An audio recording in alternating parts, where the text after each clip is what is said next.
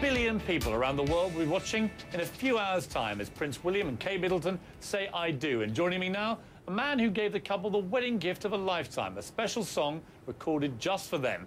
That man is George Michael. George, it's so rare to see you come and do an interview in front of a camera. I know, it's quite rare, isn't it? It's quite an event, I think, well, today.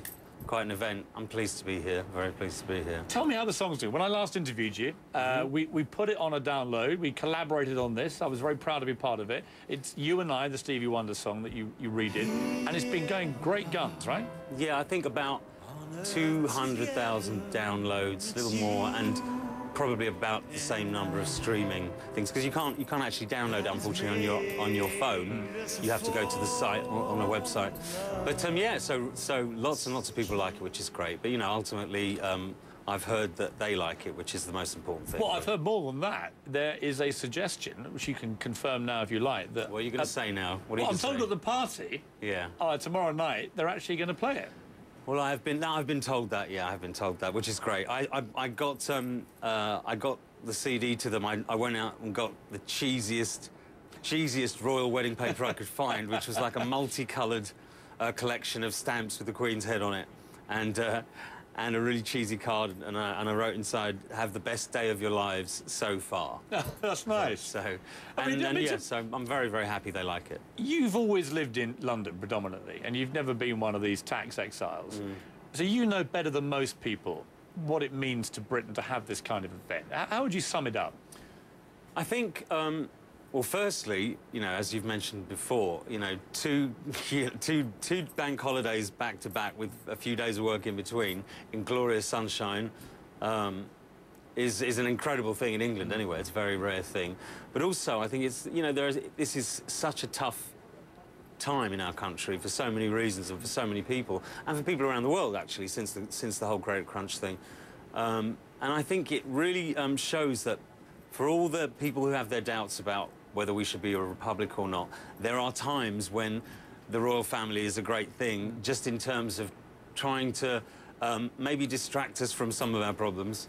And I think this is really not just about William and Kate and the country. I think it's also about the memory of his mother. And you knew Diana very well. We discussed that before. Yes, and yes. You actually, you know, you used to meet up with her and you would talk to her very candidly about stuff. What do you think she would have made of this occasion of William's choice of bride? I don't think she could have been happier, really. As I said to you before, you know, obviously there's the possibility that she wouldn't have been happy with any woman in the world for her son. You know, that is quite a regular occurrence, apparently. But no, I think she would have... I think there are two things. I think, one, she would have been absolutely delighted that William had come through the last 12 or 13 years without the media crushing him. She'd be delighted, I think, that they waited long enough, that they knew each other for long enough. And I think when you look at Kate, you don't see much potential for her being a victim. So I think that Diana would have been really happy that he'd found somebody with the kind of strength of character to be able to deal with the things that she couldn't deal with, you know. I mean, you've had to deal with extraordinary media scrutiny over the years. Yes, I can relate in some ways. You can, I mean, but you have, and you've had your own problems in the last couple of years. I mean, what advice would you give them to living in this weird goldfish bowl? I think always to put the public's affection above the media's need for headlines, I suppose. You know, if I truly believed that the British public or the world at large felt about me the way the press do, for instance, the tabloids and stuff, then I'd give up tomorrow. I wouldn't bother. I wouldn't bother. And I think in order for... When you look at William, you do not see a man who's been destroyed by 10 years of speculation about his mother's death, which is enough to destroy anyone, I think. I think Charles must have been a very good father in that time. And I think the only advice I would give is that. Never forget that it's the public's relationship with you that matters, not the media's, you know. What do you make of the Queen? I mean, she's served 60 years now, one of the greatest reigns in the history of the British monarchy.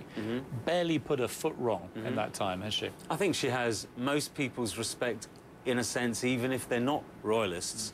I think she has the respect of people. The fact that she's gone this long, let's be honest, you know, she looks really bored a lot of the time. And who wouldn't be? The number of things she has had to attend, you know, over the years. She absolutely, we associate her with complete duty, I think. whatever other things we may know about her, I think everyone understands that when she's no longer around, it will not be the same. The royal family will not feel the same. I mean, why do you think you would know this better than most? Because you spent so much time in America as well. Why does America go so crazy for royal events like this? Well, I think probably because there isn't that much coverage of anything on international television which is really linked strongly to the past. And, you know, I think they love the genuine pageantry and the genuine history of it because, and it's not to be patronising, but a 400-year-old country is not going to have that, you know. And I think when their own leaders let them down again and again and again, they think it would be nice to have some icons that actually weren't responsible for anything political. Yeah. That they could just, because we all actually, in a strange way, do need to admire people here and there in life. You know, it's very discouraging how few people there are to admire. So I think for the reason just of incredible a sense of duty and a sense of and not putting a foot wrong, like you said, not upsetting anybody in that time, that's a pretty remarkable feat. Now, You and I is a ballad, so we could almost hope this might be the first song as the loving couple embrace and slowly dance around the dance floor. When we want to get things pumping at Prince Harry's disco, which of all your songs is the one that you would absolutely say is the banker to get people going? I'd have to say I'm Your Man for that. Has him, to be, it has to be, doesn't it?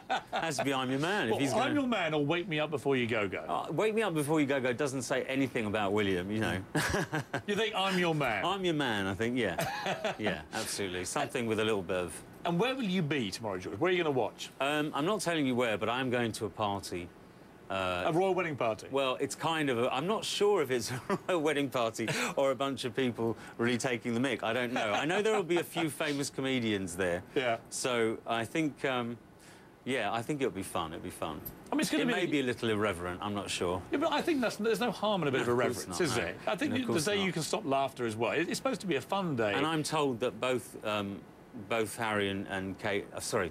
William. I'm told that both William and Kate have a great sense of humour and they like kind of to send themselves up, so I won't feel guilty. Finally, George, what would you like to say to them on their special day? What message would you give the happy couple? I think the one that I put in the card, really. I truly meant that. Have the best day of your lives so far. Because obviously there are some great events to come in the form of children, obviously, hopefully, for them. But, you know, this should be the best day of their lives so far, hopefully. Well, George, thank you so much for coming in. Thank you. My pleasure. I know you don't do this very often. I much appreciate it. Thank you. My pleasure, really. Coming up, behind the scenes of the royal wedding, the latest details.